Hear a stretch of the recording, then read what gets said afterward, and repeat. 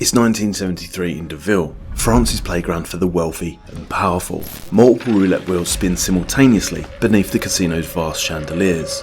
But tonight is no ordinary night. A small woman with short black hair stands with her back to the action. Her heart is beating out of her chest because it all comes down to this one last night. For months she's been planning it. $1 million scam that will rinse one of the most famous casinos in Europe and take the luck out of roulette, right under their nose. Her secret weapon? A simple packet of cigarettes. The scale of the scam is like nothing that's ever been seen before, and so far, everything is working. It's the perfect crime, or it would be, if not for one fatal human flaw. The question is, will it cost her? Even the smartest of heists can crumble under the weight of human nature. To find out why and how this scam works, we need to head back 1 year earlier. Now each video really matters to us. We pour days of research, care and effort into telling each story, but improvement isn't possible without you guys, so please leave us some feedback below and remember to subscribe for future uploads. Back in 1972, Deauville sparkles under the summer sun. Wealth pours into the resort like champagne at a royal gala. Aristocrats sip cocktails by the roulette tables and tycoons bet small fortunes just for fun. But not Monique Laurent. She watches from the shadows with envy.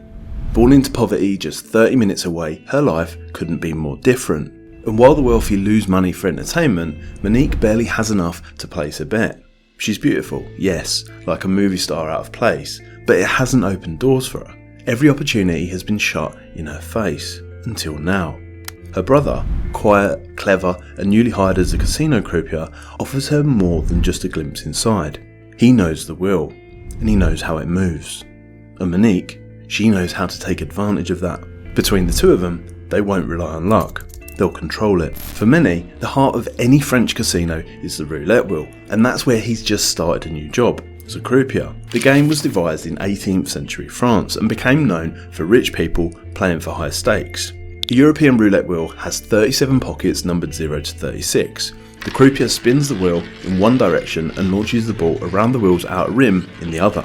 Over time, the ball loses momentum, drops down, and bumps across the numbered pockets before finally settling. Clunk. Now few games exploit customers more than roulette. The casino's built-in advantage means payouts never match their true odds, and unlike poker or blackjack, skill won't help. It's a game of pure luck. But what, dreams Monique, if it wasn't? What if you could send the ball where you wanted? The only way to beat the wheel is to cheat the wheel, and that's exactly what Monique sets out to do. Her brother isn't just key because he works at the casino. Like her, he's also smart, but in a different way. While Monique can work a room with her charm, he's good with his hands. A technical guy, an amateur radio ham who sits in his workshop messing around with transmitters and receivers all day long. Between them, and with the help of his workshop, they combine their skills to come up with a perfect plan.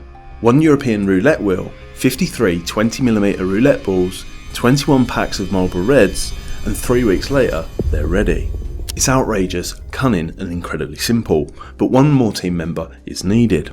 Her brother will be responsible for the technical equipment and Monique will manipulate the social setting, but they need someone with balls of steel to actually place the bets. Someone that they can trust. Monique's husband is the perfect candidate, and so their crew is complete.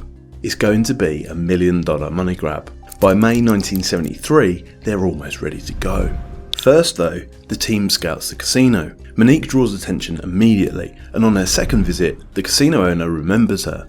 Struck by her beauty and intrigued by her independence, he offers her champagne, free bets and luxuries. But Monique can't be bought, and she doesn't want to be remembered. She and her husband are used to men falling over her, and she firmly makes it clear she's not interested. She calls him down, and he accepts it, assuming she's just here to play, and she is. What he doesn't realise though, is that he is her plaything. She intends to toy with this casino and bleed it dry, all starting tomorrow. It's day 1 of 7, a hot summer's evening. The team enter the casino Paris. Everyone knows their roles and they've practiced this at home 1,000 times. Now they have to do it for real, and the stakes are high. Will they win thousands or lose everything? Monique's husband heads to their chosen table, where her brother is a croupier. Monique heads to a table nearby with her cigarettes. Mostly, she doesn't even look their way. They wait for the previous game to end, and then it's time. Place your bets. But her husband waits. Not yet. And waits some more. Not yet. And then the signal is given. Now. He places his chips, equivalent to just a few $100s. No more bets is called. The wheel spins. The ball tumbles. It feels like time is at a standstill. As onlookers watch on, the ball bounces erratically through several different pockets before finally stopping. Clunk. Winner.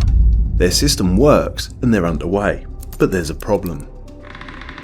Winning is almost too easy. The casino are fools, says Monique, but we must not be. She doesn't want the team to attract their attention. She makes sure that they start slow, that the winnings are modest, and that the casino sees nothing. The plan is to hit the casino for 7 days straight. Now the casino manager does see her and flirts, but that's fine. It's good because it means he's not looking at her husband. Day 2 ticks by. Monique's brother spins the wheel, her husband places the bets, and Monique watches from a nearby table, Marlboro Reds in hand. Gradually, they begin to up the stakes. The same again on day 3. They're now betting up to $10,000 a game, and the casino is watching them carefully. The casino are down $100,000 on the night. Now no 2 days are ever exactly the same, but they learn to spot the unusual, such as standout losses on, of all places, the roulette table. Roulette is known as one of the most profitable casino games ever. Earnings on roulette are usually rock steady because the wheel dictates everything. The pace of a game is within full control of the croupier, and the outcomes aren't affected by player decisions in the way that they can be in games like blackjack. So the manager asks, why are we down? But before they take a look at the winner, the security team perform all the usual checks. They hire outside organisations to come in and examine the wheel. All fine. They check out the dealer. There's a new guy, but he hasn't even worked all of these shifts. So attention turns to the player, Monique's husband. And on day 4, they win again. But it all looks legit. Could it be that rare thing when the casino loses in the short term? It looks like that, and it's supposed to because the scam is near perfect. Here is how it works. The team have divided the board into 6 sections, each containing 6 neighbouring numbers. So all of the numbers 1 to 36 are covered. Monique's brother has hidden a vibrating receiver inside a standard 6-gram roulette ball, making sure that the ball is still weighted and the same as the standard balls, and make sure that the ball is at the right wheel, whether he's there or not. Whoever the croupier is launches the ball, which starts to spin. Now when the time is right, Monique presses a button on a tiny radio transmitter hidden in her pack of Marlboro Reds, which alters the ball's descent. From her brother's experiments, they know how its journey becomes reasonably predictable when depressing at the right time. Simultaneously, she signals her husband which group of 6 numbers to bet on: a quiet cough, a scratch of the ear, a dab of the lipstick. He then places the chips on all 6 of the designated numbers. No more bets is called. The ball then makes its way obediently around the roulette wheel and then clunk. If needed, she presses the switch once more, causing the ball to hop between pockets. With 90% accuracy, the ball settles on one of the 6 numbers that they've been bet, and just like that, they're winners. It's a genius plan that paves the way for later technology.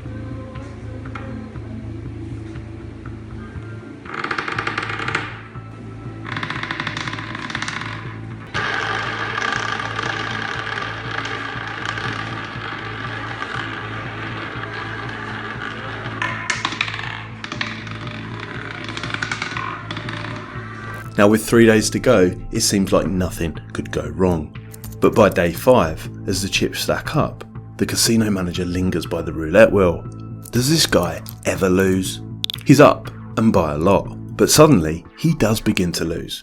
Monique makes sure of that. It's part of her plan. The team have agreed that when they start to feel the heat, Monique won't touch the packet of cigarettes and won't send any signals, but when this happens, her husband will still bet, placing smaller amounts on larger spreads. Roulette has certain standard spreads. For example, voisins de zero, meaning neighbours of 0, covers the numbers closest to 0. Tiers du cylindre mean third of the wheel, the numbers opposite 0, and orphelins means orphans, to cover all of the rest. So Monique's brother tries these out. Now sometimes he wins, but mostly he loses, because that's what happens in roulette. Unless you cheat, you lose. And it all helps to kid the surveillance team into thinking again that everything is okay. The croupier seems irrelevant. No one around the table appears to know the player. He sometimes loses, and his betting patterns when he does win, back in 6 neighbouring numbers, are completely normal. They notice the groups are always made up of the same numbers. At 9 PM, he bets on 32, 15, 19, 4, 21 and 2, and wins when the ball lands on 2, and then a couple of hours later, he bets on them again. But many regular bettors have their quirks and systems, so security back off. It's a close shave. They've now won $250,000. Now all they need to do is double it and then double it again. The plan seems almost foolproof. Almost, until human nature, as always, plays its part. While the casino watches Monique's brother, the manager watches her. He's captivated by this mysterious woman with cigarettes, until he notices a pattern. Every time the roulette table loses, she's there. Coincidence? He doubts it. And now he has a plan. One that could bring the entire scam crashing down. On day 6, they win big again. They're now up to $500,000, but in the background, the casino manager has changed the game. He isn't watching the players, he's watching Monique, but he doesn't want to rock the boat just yet. He wants to understand why she's there, and why he's never seen her smoking. Day 7. Monique and the team just need to get through this one final session, and it's a big one. Today, their earnings will top $1 million. Split 3 ways in 1973 is enough to change their lives forever. As always, Monique is calm. The manager is buzzing around again, but they still win.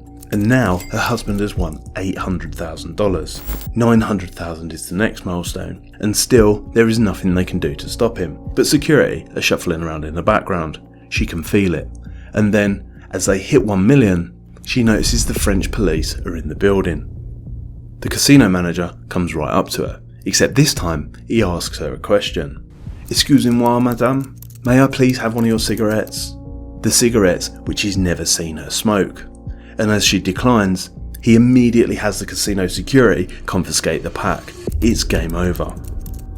Now this heist is celebrated worldwide by every punter who's dreamt of dragging themselves out of the gutter and into the stars, all at the expense of the cruel casinos. It becomes known as the French cigarette pack scandal, and Monique, for her courage and charm, as La Belle Veuse, the beautiful thief. Her mistake, perhaps, was that pack of cigarettes, but it was the eyes of the casino manager on her and not where they should be that led to disaster. The team is convicted, prison follows, and then upon release, lifetime bans from Europe's casinos. But Monique decides a change of scenery is needed anyway. She's had it with home, with the poverty she grew up in, and can't shake it off, so she moves to the one place that she'll be sure to stay out of trouble. Or maybe not.